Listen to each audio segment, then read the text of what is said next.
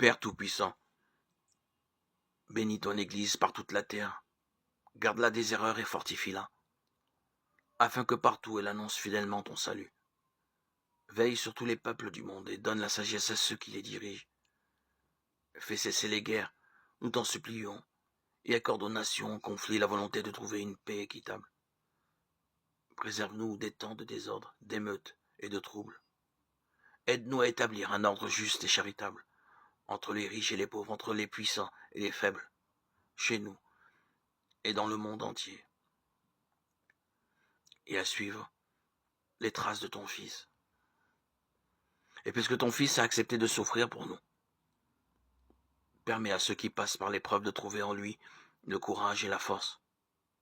Envoie-leur ton esprit consolateur, pour qu'ils découvrent la bénédiction que tu places auprès de chacune de nos douleurs. Accorde-nous aussi la grâce de réconforter ceux qui sont accablés de fatigue, de déception, de doute, qu'ils puissent retrouver la joie que tu nous as préparée en Jésus-Christ, notre Sauveur.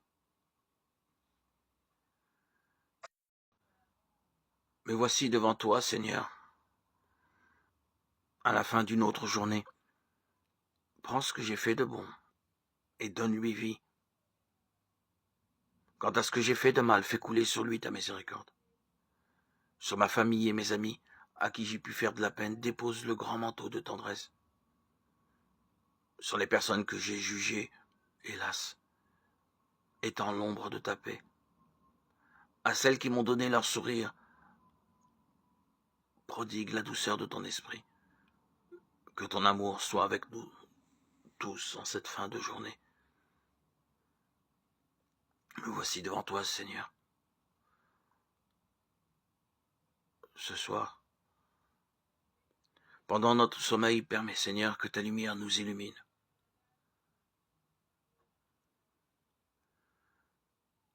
Oui, ceci est mon sang, le sang de l'alliance de Dieu. Il est versé pour un grand nombre de gens, pour le pardon des péchés. Matthieu 26-28. La connaissance n'est valable que si elle emplit notre cœur de l'intérieur. Il ne sert à rien de savoir quelque chose tant que nos sentiments s'y rebellent. Il faudra donc s'efforcer d'inculquer à nos émotions le fruit de nos bonnes réflexions, jusqu'à parvenir à les soumettre à la raison.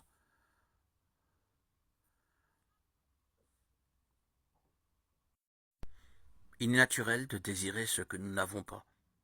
Ainsi celui qui a faim désire manger, celui qui est nu désire être vêtu. L'homme sans toi désire un habitat, le désir né du manque, qui est toujours une absence. Le problème ne réside donc pas dans la volonté d'acquérir ce que nous n'avons pas, mais dans l'envie qui l'accompagne. L'envie est la tristesse devant le bien d'autrui et le désir de se l'approprier. Elle naît quand nous voyons l'autre posséder ce qui nous manque et devient rapidement véhémente, si la raison ne prend pas le temps de la réguler. L'envie est grave, car elle éteint la charité de nos cœurs.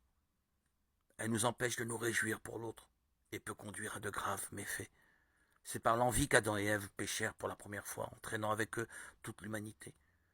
Dans la Bible, c'est l'envie, plusieurs fois, qui pousse les hommes au mensonge et au meurtre. Triste de ce qu'à l'autre, nous encrassons notre cœur et désertons l'amour. Nous oublions alors que la possession nous éloignant de Dieu et à fuir.